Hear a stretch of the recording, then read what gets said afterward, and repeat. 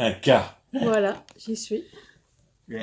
Attends, elle va lancer, elle va donner un, deux, trois. Voilà, Écoute, c'est là. bon. Et c'est mon premier assistant, c'est-à-dire, c'est quoi un pédopsychiatre pour un intervenant psychomédico-social? C'est un expert, puisque j'ai fait des études de médecine, de psychiatrie, de psychosomatique, de thérapie familiale, hein, de psychomotricité et de massage pour bébé. Mais j'ai beau être cet expert, je ne sais rien des rythmes propres d'un bébé.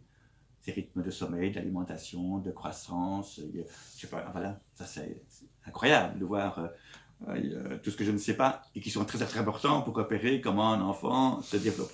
Mais l'expert peut dire que hein, les parents qui gagnent le gros lot, c'est-à-dire un bébé qui va rapidement passer ses nuits hein, et bien manger, éviter son biberon ou je dirais le sein, si on le compare avec des parents qui gagnent le petit lot, c'est-à-dire un bébé qui va mettre 4 à 6 mois pour comprendre qu'il ne faut pas faire Java la nuit et dormir le jour. Si en plus c'est un petit mangeur hein, qui va faire quelques tétés avant de pouvoir continuer ou pas, ou refuser son biberon, vous voyez 3 semaines plus tard l'état de fatigue et d'insomnie des parents. Donc rien à voir avec les affects et rien à voir avec les relations, mais tout avec le fait des rythmes. Mais l'expert peut vous assurer qu'au plus on respecte les rythmes propres d'un bébé, avec tout ce que ça représente comme je dirais, d'ajustement, ben les bébés vont s'ajuster au rythme de la société.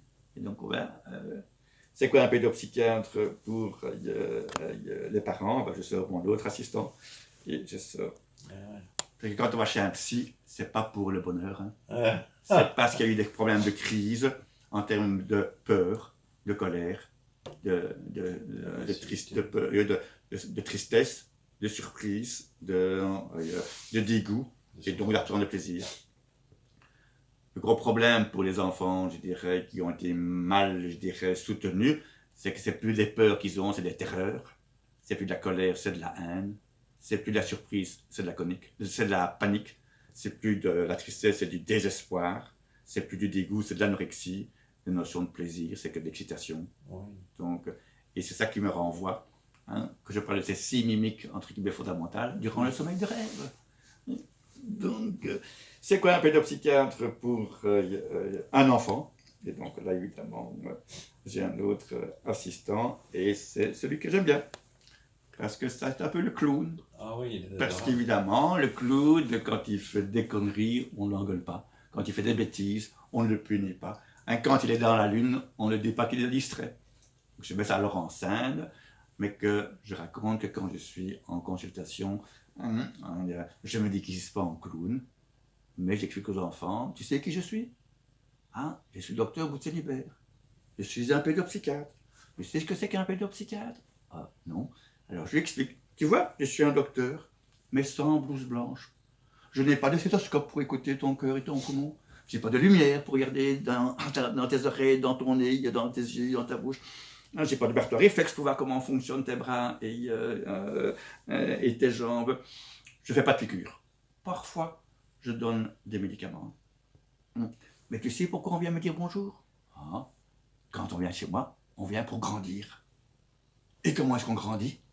Eh bien, on grandit hein, quand on sait dire avec des mots qu'on est fâché, qu'on a peur, qu'on est en colère, qu'on est triste. Si on ne sait pas dire avec des mots, on va le montrer avec son corps. Alors je chute hein, dans ma table, je jette ce que j'ai en main, je dis, ah, si je ne sais pas dire avec des mots, ben je le montre avec mon corps.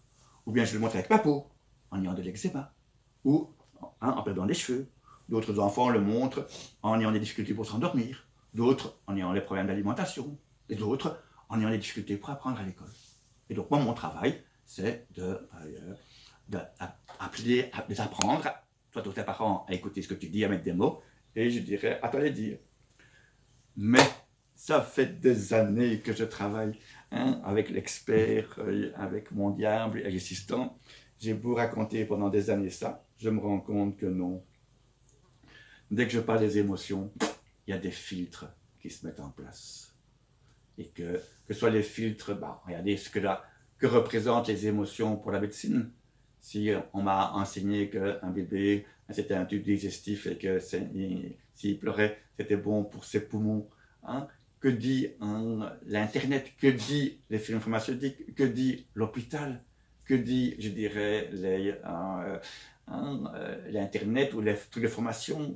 Si je parlais rien que, je dirais, d'un public familial, hein, les deux filtres, c'est les grands-mères et les belles-mères. De mon temps, on ne faisait pas comme ça. Oh, à ta place, je ferais ceci. Donc, mon travail, c'est justement de mesurer comment les idéologies empêchent de voir ce que peut dire l'expert, le diable et le clown. Vous allez me dire, mais facile, il suffit de couper, je dirais, ces idéologies. Mais si je coupe, je deviens un pantin qui ne sait plus bouger. Donc je dois être conscient de mes idéologies, que représente mon histoire, ma théorie, ma pratique, ma culture.